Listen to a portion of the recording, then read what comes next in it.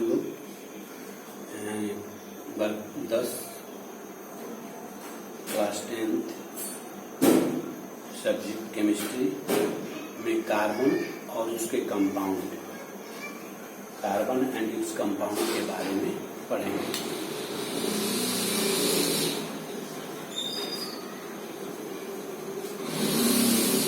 Carbon और उसके यौगिक।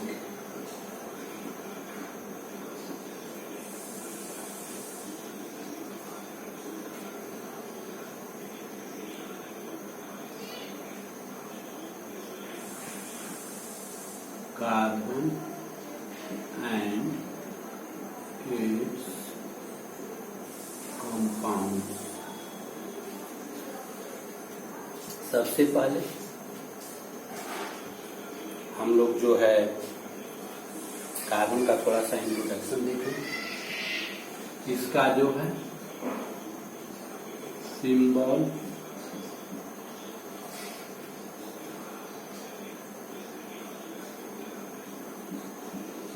संकेत होता है सी। उसके बाद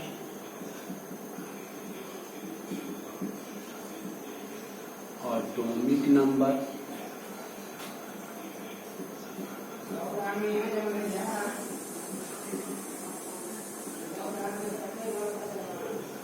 परमाणु संख्या 6,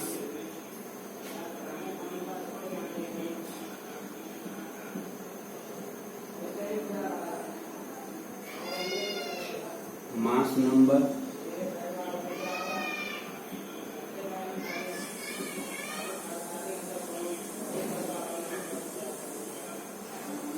द्रव्यमान संख्या 12,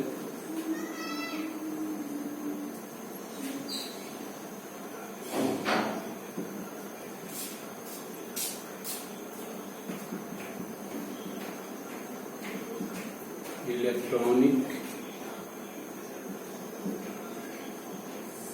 कॉन्फ़िगरेशन,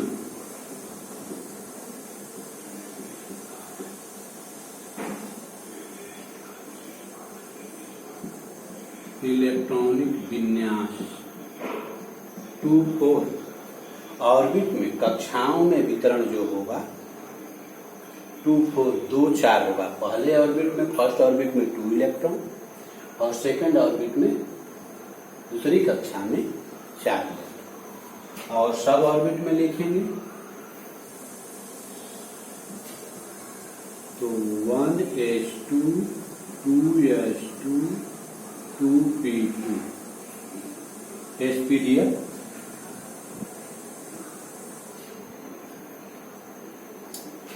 इसके बाद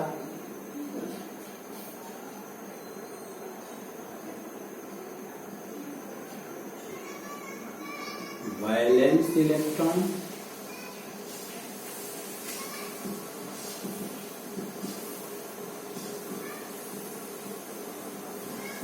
संयोजी इलेक्ट्रॉन हो गए 4। जो लास्ट आउटर मोस्ट ऑर्बिट में, जो बाहरी कक्षा में जो इलेक्ट्रॉन होते हैं उनको हम कहते हैं वैलेंस इलेक्ट्रॉन, संयोजी इलेक्ट्रॉन या संयोजकता इलेक्ट्रॉन। उसके बाद 4 electron,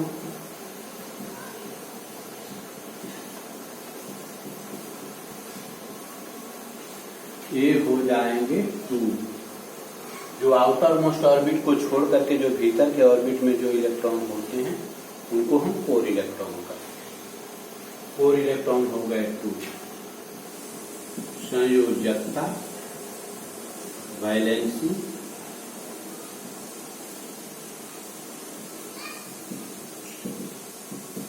संयोजकता, combining capacity 9th class में पढ़े हैं।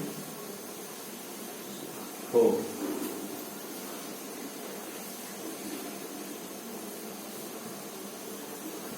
Place in periodic table,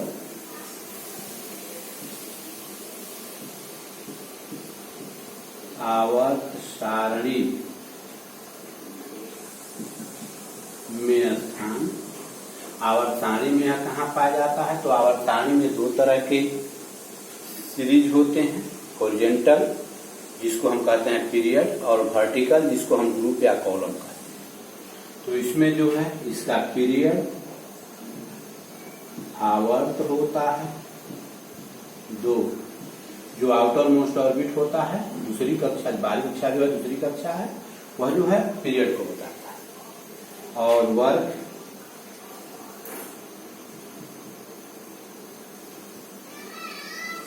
group, तो मूसले के अनुसार यह जो है 4A में, और मॉडर्न पीरियडिक टेबल के अनुसार जो है यह 14 कॉलम है। इसके लिए क्लासिफिकेशन ऑफ एलिमेंट के बारे में जब हम पढ़ेंगे तो उसमें बताया जाएगा किसी भी एलिमेंट का पीरियडिक टेबल में हम प्लेस कैसे डिसाइड करते हैं।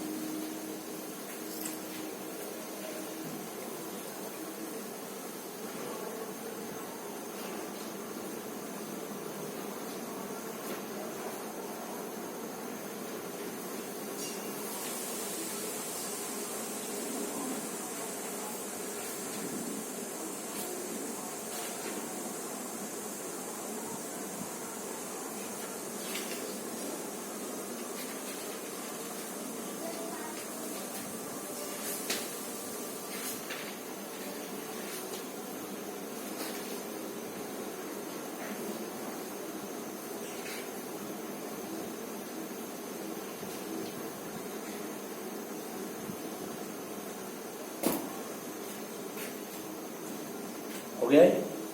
अब इस तरह से इसका जो है इंट्रोडक्शन हो गया। अब अकुरेंस ऑफ कार्बन इन नेचर, प्रकृति में कार्बन की उपस्थिति। तो प्रकृति में जो कार्बन है नेचर में या फ्री स्टेट और कंबाइंड स्टेट दोनों स्टेट में पाया जाता है। फ्री स्टेट में जैसे कि आपको हो गया कोयला, डायमंड, हीरा, ग्रेफाइट, फुलेरीन, ये सब जो है फ्री स्टेट में कार्बन के फॉर्म में है। और जो है कंबाइंड स्टेट में या जो है carbon dioxide, carbonate, bicarbonate, different organic compound, भिन्न प्रकार के कार्बनिक यौगिक जैसे अल्कोहल, ईथर, बेंजीन, एल्डिहाइड। तो यह जो है कंबाइंड स्टेट हो गया, संयुक्त अवस्था हो गया। तो कार्बन जो है प्रकृति में मुक्त अवस्था, फ्री स्टेट और संयुक्त अवस्था दोनों अवस्थाओं में पाया जाता है। यह अर्थ क्रस्ट में कार्बोनेट बाइकार्बोनेट के रूप में 0.02% है।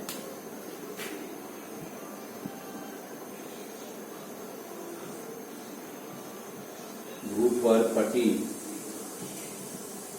में यह जो है 0.02% और वायुमंडल में, एटमॉस्फेयर में यह जो है 0.03% होता है CO2 के रूप में।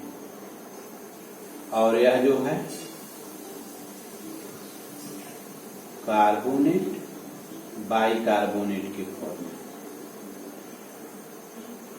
तो यह जो कार्बन की हो गई उपस्थिति, यह नेचर में किस स्टेट में पाया जाता है। इसके बाद कार्बन के डिफरेंट फॉर्म। तो कार्बन के डिफरेंट फॉर्म है, तो इन डिफरेंट फॉर्म में इनका जो है फिजिकल प्रॉपर्टी, भौतिक गुण जो होता है वह डिफरेंट होता है, और केमिकल प्रॉपर्टी, रासायनिक गुण जो होता है वो समान होता है। तो ऐसे फॉर्म को हम जो है एलोट्रॉप, अपर रूप कहते हैं। तो उसको हम जो है उसके बारे में पढ़ेंगे। पहले ये जान लें कि कार्बन का प्रॉपर्टी और क्या है, इसमें क्या जो है इसके कुछ स्पेशल प्रॉपर्टी है। इसके कंपाउंड की संख्या जो है, इनके यौगिकों की संख्या सबसे अधिक, लगभग 80% जितने भी कंपाउंड है उसमें 80% जो है वो जो है कार्बन के हैं, या उसमें कार्बन किसी न किसी फॉर्म में निश्चित है। तो इसमें इसके मेन दो प्रॉपर्टी हैं। एक है कैटेनेशन प्रॉपर्टी जिसको हम सेल्फ लिंकेज प्रॉपर्टी बोलते हैं, सो श्रृंखलन गुण, कैटेनेशन प्रॉपर्टी। कैटेनेशन प्रॉपर्टी में क्या होता है कि किसी भी एलिमेंट का वैसा प्रॉपर्टी जिससे कि उसके एटम आपस में कंबाइंड होकर के आपस में जुड़ करके चेन बनाते हैं, या सेल्फ, हम ऐसे कह सकते हैं कि self linking property is known as catenation property. आपस में जुड़ने की क्रिया को ही जो है, आपस में जुड़ने के गुण को ही हम जो है स्वश्रृंखलन गुण या कैटेनेशन प्रॉपर्टी। तो कार्बन के जो एटम होते हैं वो आपस में कंबाइंड होकर के स्ट्रेट चेन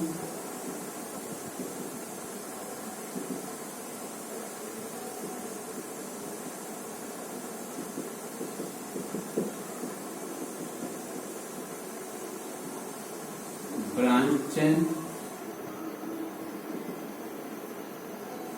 और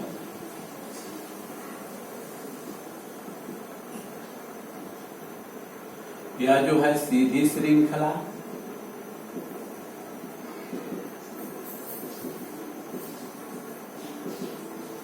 बंद सीधी श्रृंखला, शाखित श्रृंखला, शाखित श्रृंखला और ये जो है क्लोज चेन।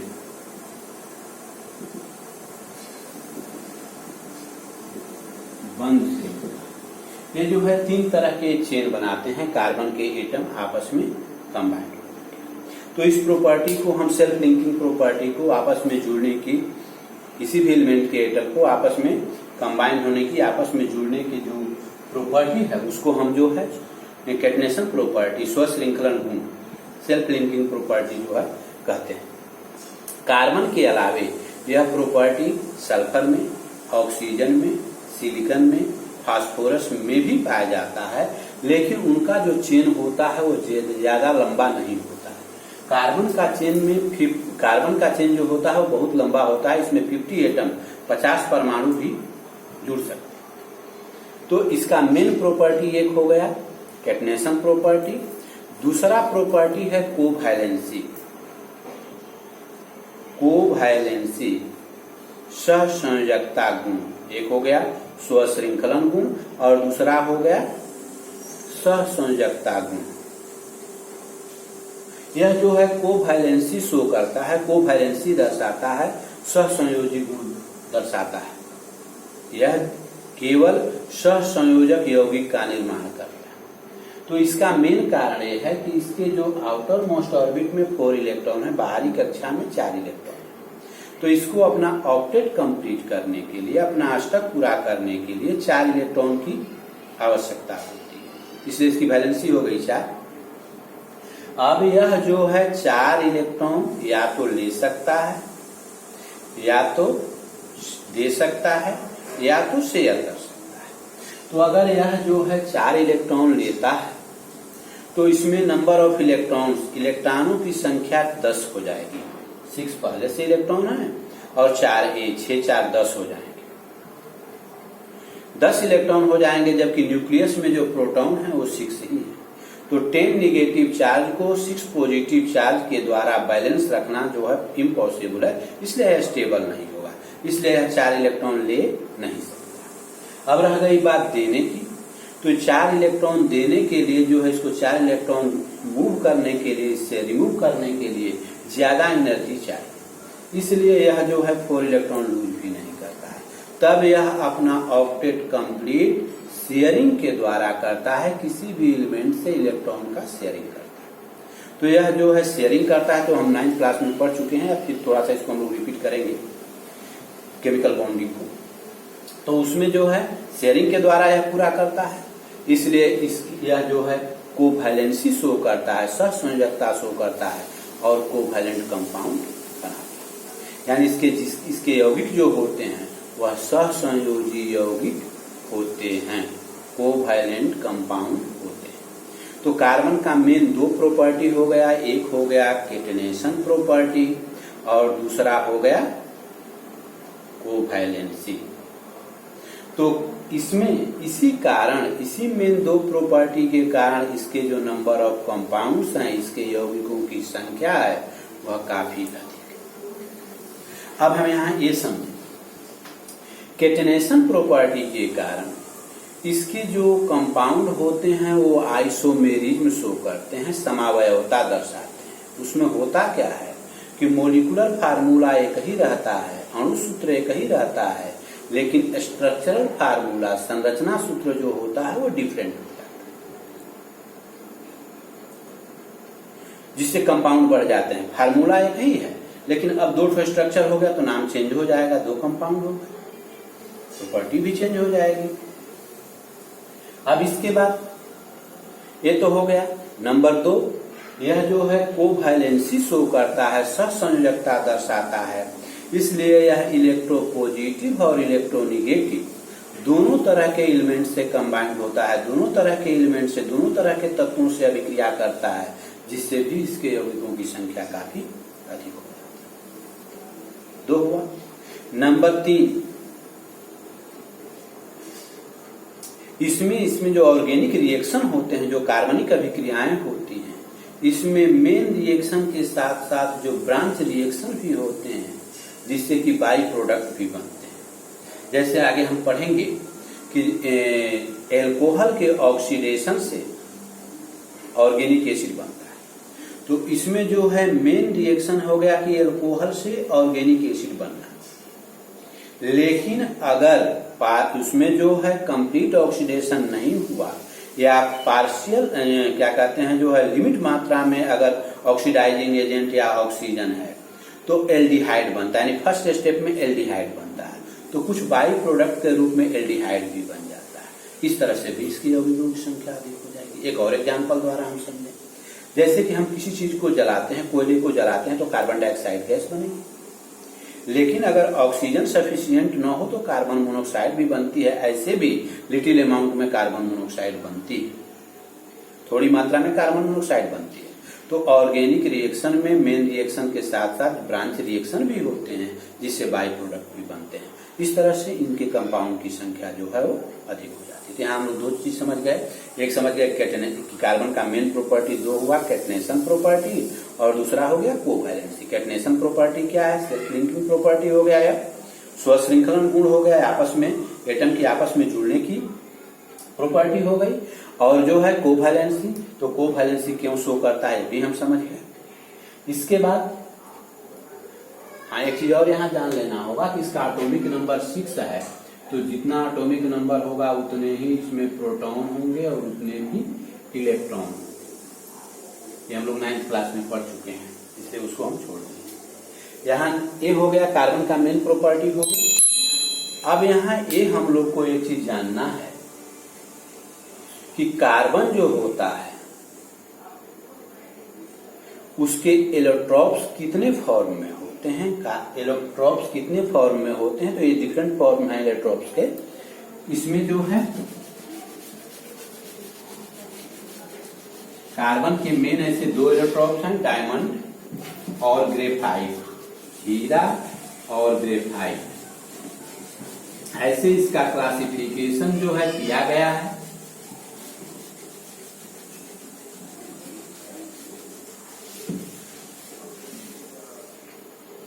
वह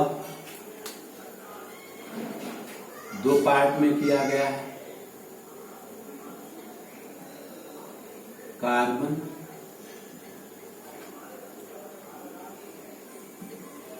इसमें हो गया एक क्रिस्टलाइन,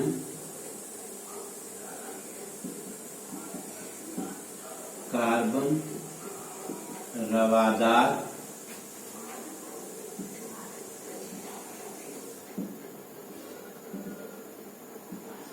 ये हो गया बेरवादार। रवादार में आपको आ जाएगा डायमंड, ग्रेफाइट,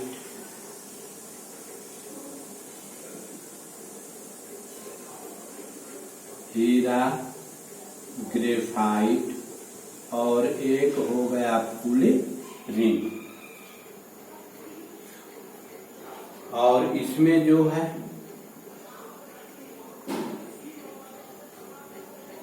कोल, कोयला,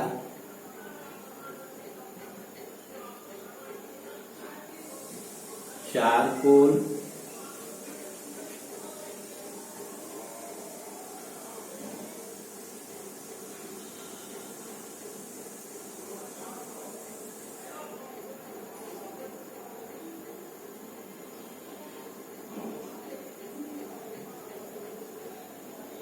गैस कार्बन,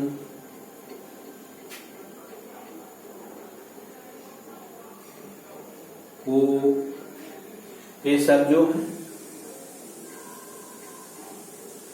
बेरवादार हो गए, नॉन स्ट्रैंड। इसमें चारकोल में जो है दो होते हैं, एक होता है प्लांट चारकोल, या इसको हम वेजिटेबल चारकोल भी कह सकते हैं, और दूसरा होता है एनिमल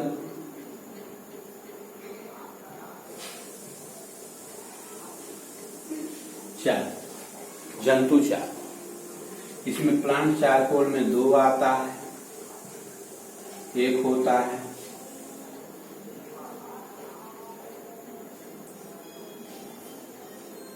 लकड़ी चारकोल या कास्ट चारकोल, इसको हम कह सकते हैं would charcoal,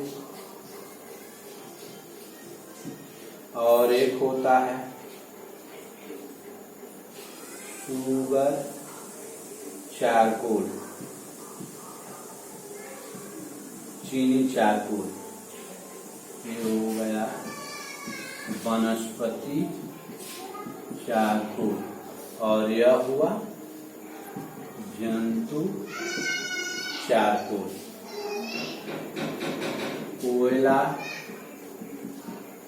charcoal, gas carbon, को।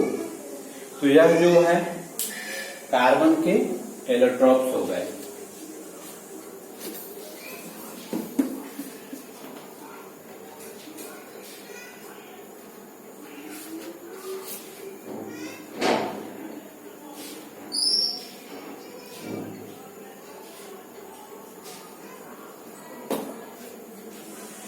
तो एलोट्रॉप्स का क्लासिफिकेशन हो गया। यहाँ हम कर सकते हैं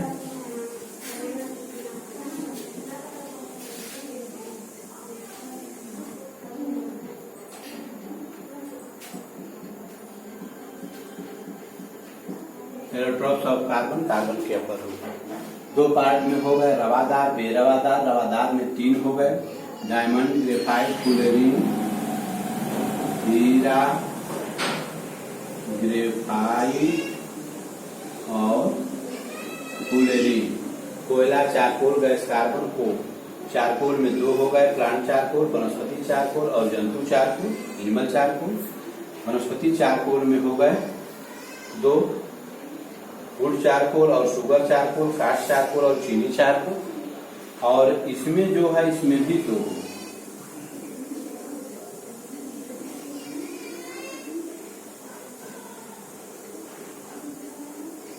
ब्लड चारकोल और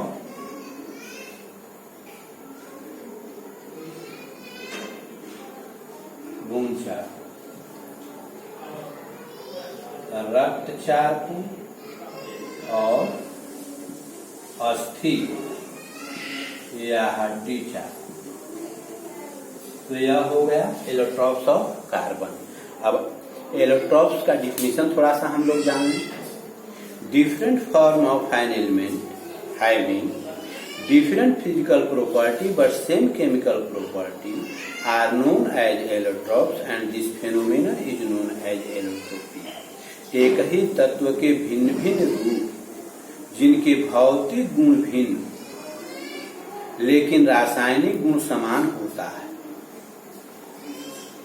अपर रूप कहलाते हैं और यह घटना अपर रूपता कहलाती है।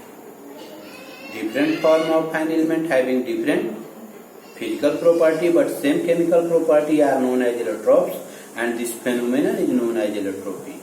एक ही तत्व के भिन्न भिन्न रूप जिनके भौतिक गुण भिन्न लेकिन रासायनिक गुण समान होते हैं अपर रूप कहलाते हैं और यह घटना अपर रूपता कहलाती है। तो यह हो गया कार्बन के डिफरेंट एलोट्रॉप्स हो गए, डिफरेंट भिन्न भिन्न रूप हो गए। कौन कौन?